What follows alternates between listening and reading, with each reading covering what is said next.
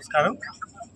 ఇప్పుడే అసలు టెలికాన్ఫరెన్స్ కూడా ఇప్పుడు వస్తాంటే రన్నింగ్ టెలికాన్ఫరెన్స్ కూడా డ్రింకింగ్ వాటర్ సమస్య పైనే కలెక్టర్ గారు మనకు టెలికాన్ఫరెన్స్ తీసుకొని ఎక్కడ కానీ ఏమైనా డ్రింకింగ్ వాటర్ సమస్యలు ఉంటే ఇమ్మీడియట్గా మండల స్థాయి అధికారులకు తెలియజేయాలి, అలాగే పంచాయతీ కార్యదర్శి కూడా తెలియజేయాలి.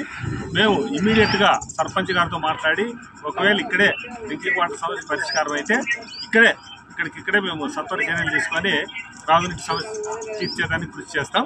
ఒకవేళ మా లెవెల్లో లేకుండా జిల్లా లెవెల్లో అయితే జిల్లా కలెక్టర్కు తర్వాత ఎస్సీ ఆర్డబ్ల్యూఎస్ గారికి చెప్పి అక్కడ ఏమన్నా నిధులు ఏమన్నా అవసరమైతే కూడా నిధుల కోసం కూడా ప్రపోజల్ పంపించి మేము అక్కడ బోర్లు వేయడం కానీ లేదా పైప్ లైన్ కానీ ఏమన్నా డ్రింకింగ్ వాటర్ సంబంధించిన హ్యాండ్ పంప్స్ కానీ రిపేర్ అలాంటివి కూడా ఉంటే కూడా మేము ఇమ్మీడియట్గా ఎట్టి పరిస్థితుల్లో ఏ గ్రామంలో కూడా నీటి సమస్య అనేది డ్రింకింగ్ వాటర్ సమస్య అనేది ఎక్కడ కానీ తలెత్తకూడదని చెప్పేసి కలెక్టర్ గారు ఆదేశాలు కూడా ఇవ్వడం జరిగింది. కాబట్టి ఎక్కడైనా కానీ మండలంలో ఎక్కడైనా కానీ త్రాగునీటి సమస్య వస్తే ఇమీడియట్గా టోల్ ఫ్రీ నెంబర్ కూడా ఒకటి పెడతాం మేము.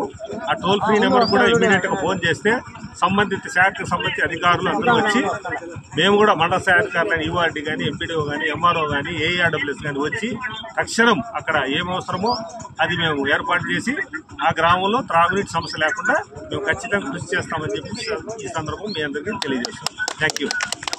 సుల్లంపల్లి గ్రామ ప్రజలకు నమస్కారం.